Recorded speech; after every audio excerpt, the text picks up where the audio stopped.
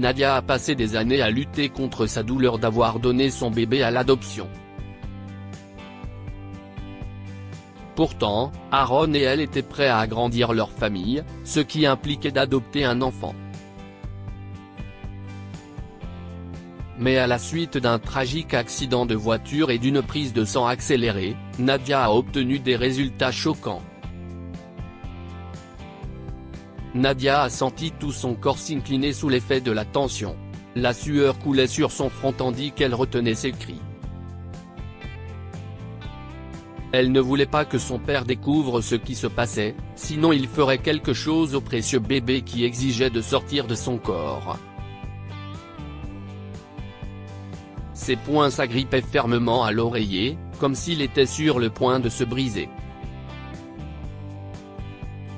Elle commença à respirer par inspiration et expiration rapide, pensant à la boîte cachée sous son lit avec les choses qu'elle avait achetées pour le bébé qu'elle voulait mais qu'elle ne pouvait pas garder. Des années plus tard, tout en regardant des photos sur son téléphone, Nadia et son mari, Aaron, discutaient de la nouvelle maison qu'il envisageait de construire.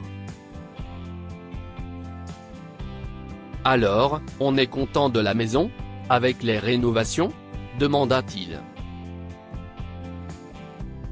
Oui, répondit Nadia en hochant la tête avec enthousiasme. En tant qu'architecte, son mari avait passé l'année dernière à concevoir la maison de leurs rêves, et il souriait lui aussi, les yeux plissés par le mouvement. Il l'embrassa tendrement et ils regardèrent à nouveau les photos. Le sourire de Nadia s'estompa lorsqu'elle se souvint de la façon dont sa vie avait changé. Après l'INSEAD, elle a cessé ses études et s'est ensuite lancée dans un voyage de réflexion à travers l'Europe, financé par un concours d'écriture. Ce voyage a été une échappatoire et un processus de guérison, permettant à Nadia de commencer à guérir de son passé. Pendant qu'Aaron emballait leur délicate vaisselle, Nadia l'observait attentivement à la table à manger. « Alors, tu veux vraiment m'aider ?» plaisanta-t-il. « Je ferai tout et n'importe quoi d'autre, enfin, rien qui n'implique des objets fragiles. Tu sais à quel point je suis maladroite, » mais au lieu de trouver quelque chose à faire, elle se racla la gorge. « Nous avons le travail, la maison et nous sommes là l'un pour l'autre, songea-t-elle. Tu sais ce qui manque maintenant ? Aaron gloussa, le coin de sa bouche se soulevant d'un air entendu. Alors, on peut commencer à essayer ? demanda Nadia, ses mots rapides trahissant son excitation. Nadia, nous pouvons commencer la paperasse ce soir, acquiesça-t-il, provoquant un glapissement de la part de sa femme. Cette nuit-là, Nadia se souvint du jour où elle a annoncé sa grossesse à ses parents. Je suis désolée, avait-elle balbutié. Désolée ? Si est tout ce que tu as à dire, Nadia ? lui lança son père. Il lui a ensuite reproché d'avoir jeté l'opprobre sur leur famille. Papa. Chut, déclara sa mère, Irina, en secouant la tête et en exhortant silencieusement Nadia à ne pas le provoquer davantage. Une fois en plein travail, Nadia savait qu'elle ne pouvait pas crier ni alerter son père. Mais elle avait besoin d'aider. Elle a envoyé un message à sa mère, « Ça y est, le travail a commencé. Viens, s'il te plaît. » En silence, sa mère est arrivée et elles se sont préparées à aller à l'hôpital. Malgré les réticences de Nadia, sa mère a insisté pour informer son père. Il faut qu'il sache. Je le tiendrai à l'écart de la salle d'accouchement, lui promit-elle. À l'hôpital, après quelques heures supplémentaires de la pire douleur imaginable, Nadia a eu droit à un bref moment avec son fils nouveau-né.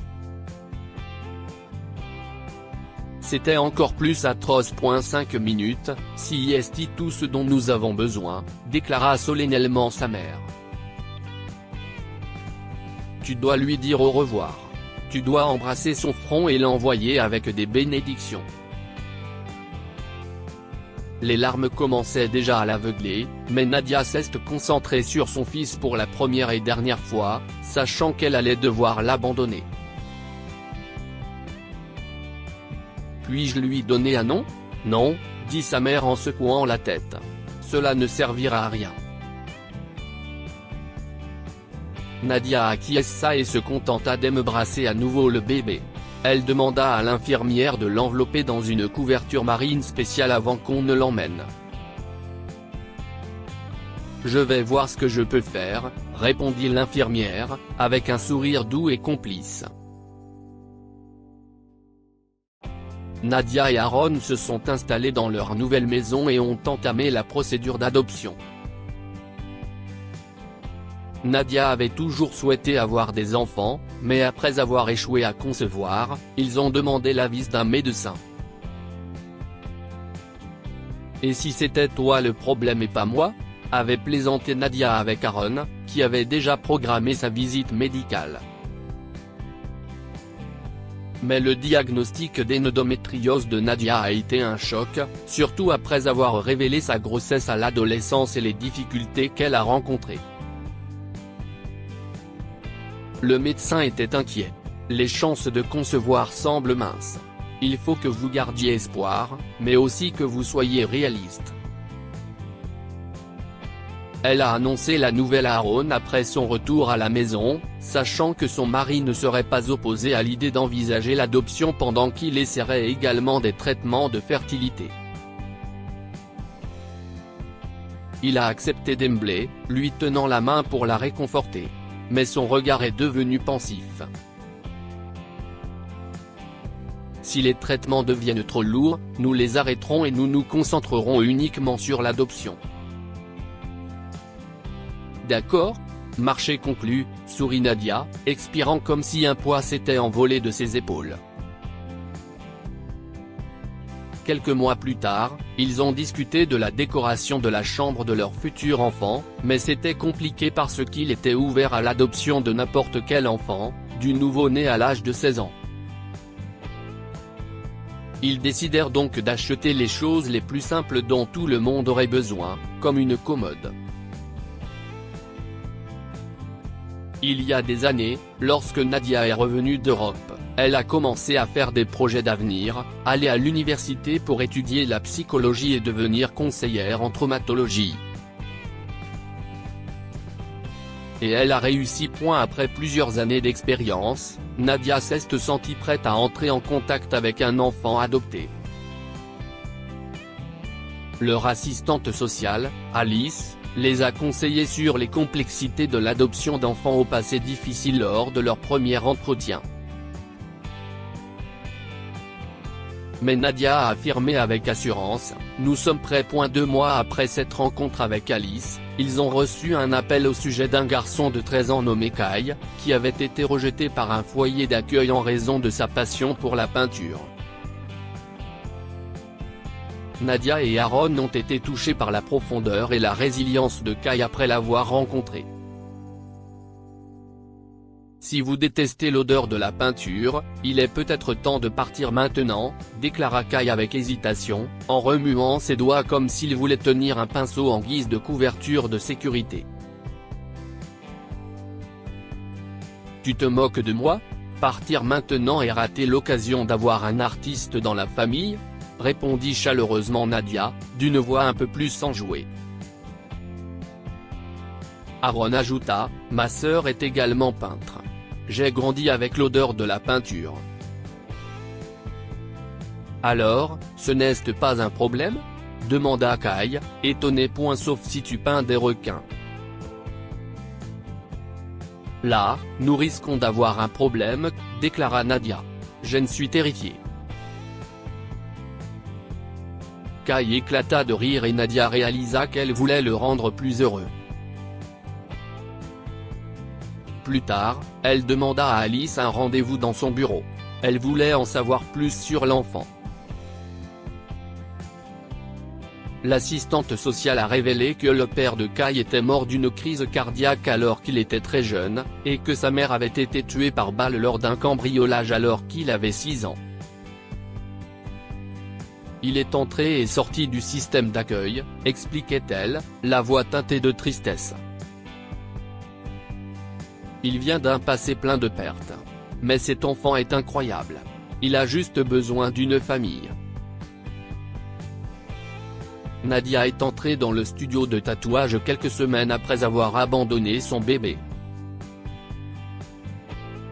Sa mère, qui la soutenait tout en étant inquiète, l'attendait dans la voiture. Elle a choisi de se faire tatouer la date de naissance de son bébé sur la cheville, un petit rappel significatif. Nadia a respiré pendant la douleur de l'aiguille, qui n'était rien comparé à ce qu'elle avait déjà vécu. Retour au présent. Le jour de l'emménagement officiel de Kai arriva, et Alice l'aménage chez Nadia et Aaron. Le couple a préparé un dîner et un gâteau de bienvenue. Kai marchait timidement, regardant la maison, tandis que Nadia et Aaron lui montraient tout. Ils avaient préparé sa chambre en lui demandant de la décorer à sa guise. Mais ils avaient une autre surprise, un atelier d'art spécial pour lui. Merci, murmura le garçon à voix basse. Cela a pris un certain temps, mais Kai s'est adapté du mieux qu'il pouvait. Nadia et Aaron l'ont encouragé à faire preuve de créativité à l'école et ont organisé des sorties en famille avec lui. Un an après l'avoir adopté, Kai a commencé à les appeler maman et papa, et ils ont adapté leur vie pour le soutenir, se rapprochant autour d'activités comme la natation. Nadia et Kai adoraient nager dans la piscine du jardin. Kai la battait souvent à la nage sur le dos. Un jour, elle s'est assise au bord de la piscine, les pieds dans l'eau, au lieu de nager. Kai voulait qu'elle chronomètre le temps qu'il lui fallait pour faire 4 tours de nage libre, mais il a vu sa cheville. « Tu as un tatouage ?» déclara-t-il en pointant du doigt sa jambe immergée. « Oui », dit-elle en levant la jambe pour le lui montrer. « C'est une date spéciale. C'est un jour dont je veux me souvenir. C'est mon anniversaire, dit-il en riant. Je sais. Aucune chance d'oublier ton anniversaire, hein? Non, déclara-t-il en l'éclaboussant. Il commença à nager et ne put s'empêcher de sourire. Nadia laissa son esprit vagabonder pendant une seconde. C'était une coïncidence. Bien sûr, ça n'était une. Quelques mois plus tard, Kai a fait ses débuts dans une galerie.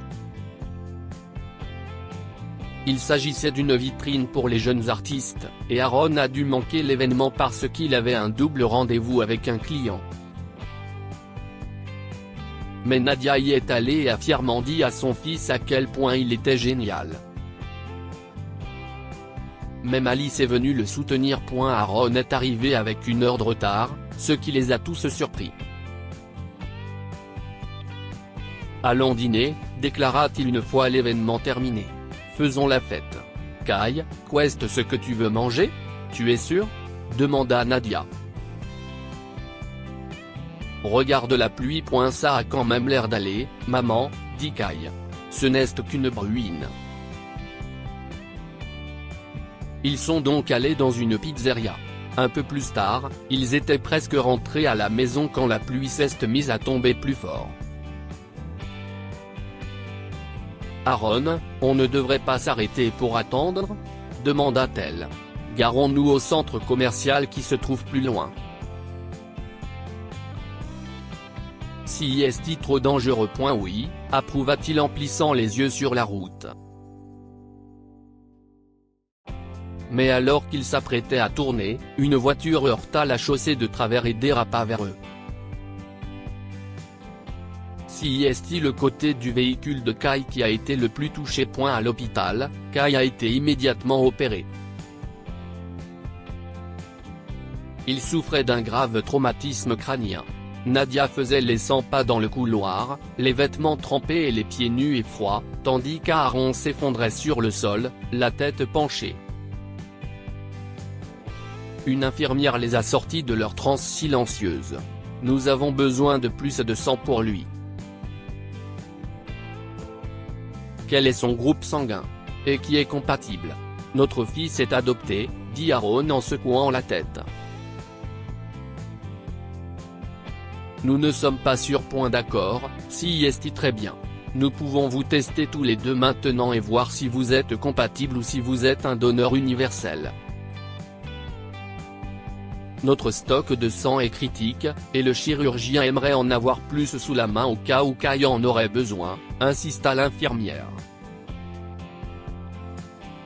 Ils ont suivi ses ordres et attendu. Mais l'infirmière est revenue longtemps après la prise de sang, avec des résultats surprenants. Elle a posé quelques questions sur l'adoption. Aaron et Nadia acquiescent rapidement. Vous êtes la mère de Kai. Les marqueurs sont clairs. Génétiquement, vous êtes sa mère, déclara l'infirmière en secouant la tête devant les papiers qu'elle tenait dans sa main. La tête de Nadia s'est redressée parce qu'elle avait ressenti un lien plus profond avec lui que d'habitude.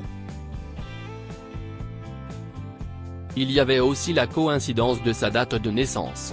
Mais elle pensait que c'était juste son instinct maternel qui en voulait plus. Mais il n'y avait pas de temps à perdre sur les hypothèses ou les raisons. L'infirmière l'a emmené faire un don de sang, en lui promettant d'approfondir la question plus tard. Heureusement, Kai a survécu à l'opération. Il est sorti de l'hôpital une semaine plus tard, et le garçon est redevenu lui-même plus rapidement que prévu. Mais Nadia et Aaron sont confrontés à un grave dilemme. Devrions-nous lui dire? Se demanda un jour Aaron. Nadia y pensait depuis l'hôpital. Mais elle a secoué la tête. Je ne veux pas le faire, déclara-t-elle. Cela n'a pas d'importance. Nous sommes déjà ses parents. Le lui dire ne changera rien. De plus, il devrait garder les souvenirs de ses parents. Ils m'ont rendu service en l'élevant tant qu'ils le pouvaient. Aaron acquiesça, souriant presque de soulagement. Je pense que si est la meilleure décision qu'on puisse prendre, déclara-t-il en détournant la tête une seconde. Kai. Viens chercher du gâteau. J'arrive, papa, répondit-il. Nadia a souri, se sentant bénie. Dites-nous ce que vous pensez de cette histoire et partagez-la avec vos amis. Elle pourrait les inspirer et illuminer leur journée.